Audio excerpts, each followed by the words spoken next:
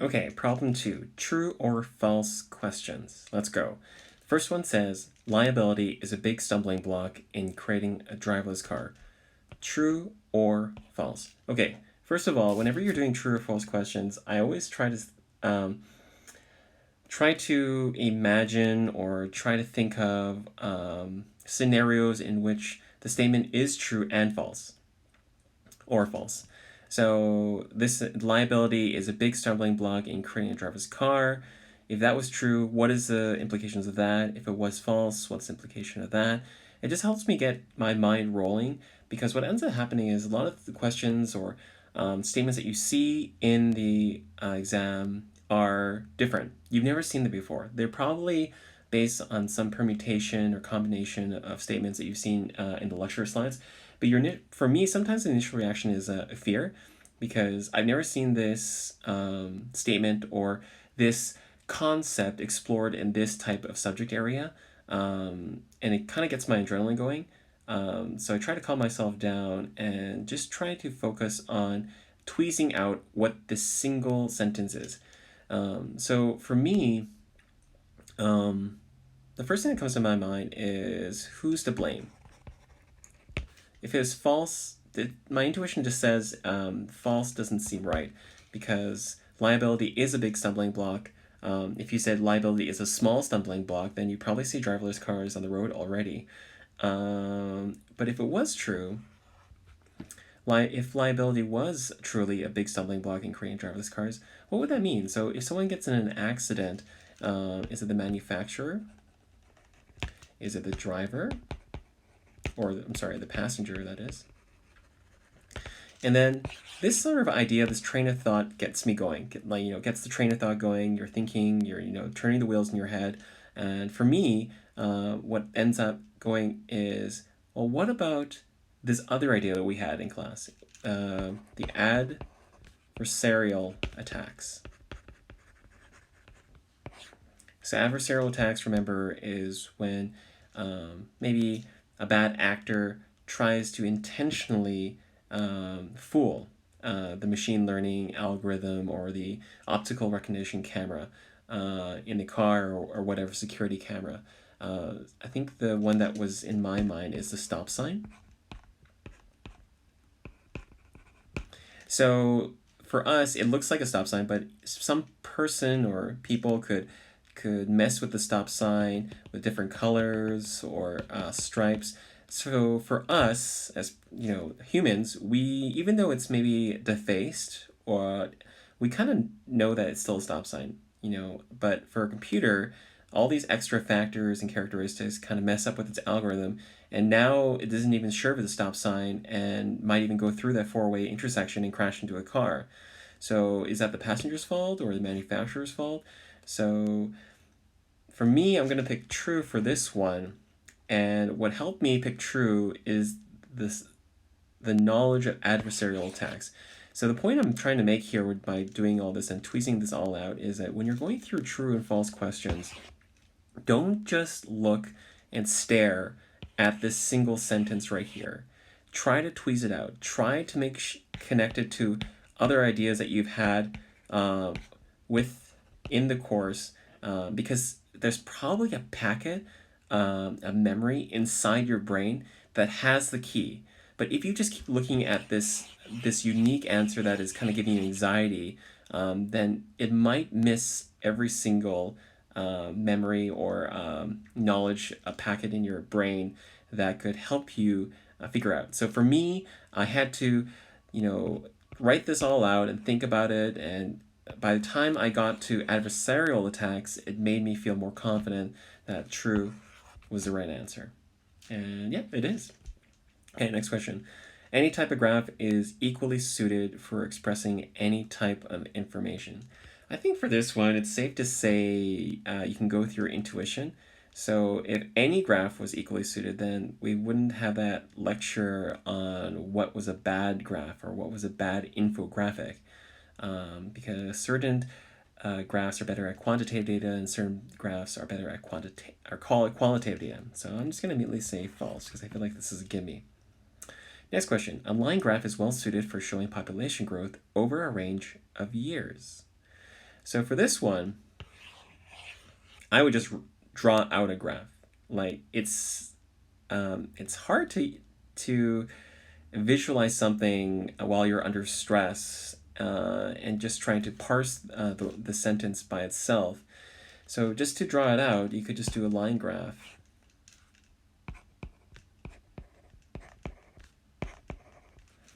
And then day 1, day 2, day 3, day 4, and then maybe this is the percentage of something. So a line graph is well suited for showing population growth over a range of years. So yeah, it kind of does. It shows me at which point the population grew at, or its level, and then I can see how much it grew from which point from the trend. So I'm going to say true. It seems like it. A pie graph is well suited for showing test scores in a class. So my initial intuition is no, but let's just draw it out. So this is the B's, A's, and C's. So the students who got A's, B's, and C's. So it kind of looks like everybody has equal, but is it 33% for each person?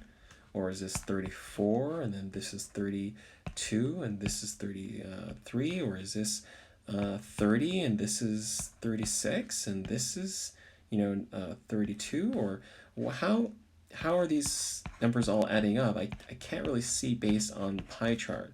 So for me, it could be categorically a good way to see relationships, but not for individual test scores. So I'm going to pick false. Okay. Cloud computing refers to the ability to store information wirelessly. I think it's really important to not get tripped up by easy word associations and easy connections. So for me, when I first read this, cloud, wirelessly. So yeah, it kind of makes sense. Like something up in the cloud, as we, metaphorically say, and something wirelessly. Those two words kind of have a similar connotation. But don't let that get tripped up. So for this, I know that cloud computing just refers a remote ability to process information not at the client site. So for me, when I do this, it's like I'm thinking I have a client right here, and then I have this big server right here, and then this whole process is called cloud computing. Because I'm just offloading data and information that I couldn't normally do by myself, and the server is doing it, and it's coming back to me, or I'm storing data on the server that is too big for my own computer. So for me, even though there are two separate locations, technically, I don't need to be wirelessly connected to store this information. I could be hooked up to an Ethernet cable to the wall, and that Ethernet cable could physically go all the way to the remote server. So I don't need it to be wirelessly connected. So for me, this is a big X, because initially it sounds like there's a word connection, but that's actually the Achilles heel, where I want to identify that this is the wrong one. So I'm going to say false. Next, one example of an association rule is that people who buy diapers tend to buy beer. So my initial version, no, of course not. That seems two different, contradictory ideas. But for this, I think you need to take a step back and say this is association rule. So association doesn't necessarily mean causation. So people who buy diapers tend to buy beer. It doesn't mean that everybody who buys diapers buys beer, or everybody who buys beer necessarily buys diapers. So for me, that there could be an association. There's lots of loose associations too, so it's not something concrete. So I don't feel like I can say false. Okay, computer animated movies tend to have more realistic treatment of light than hand animated movies. For me, immediately I hear Beauty and the Beast music coming on, and we saw how like the snow outside, how that was drawn, and how it's different than, for say, Monsters Inc. So that immediately, that visualization comes to mind. It's like, oh yeah, computer animated movies tend to have more realistic treatment of light. That sounds true. My intuition is aligned with my memories and my knowledge from class. And also, one thing that is really kind of trending, I guess, with computer graphics, consumer computer graphics, is ray tracing. So if you just Google that, it's just like this new feature, consumer products these days, where game developers and even professionals who do computer animation, they use ray tracing to help them make objects in the video game or the movie or the animation more lifelike. That mimics how light reflects off different objects in the real world. Okay, let's go to the next question, guys.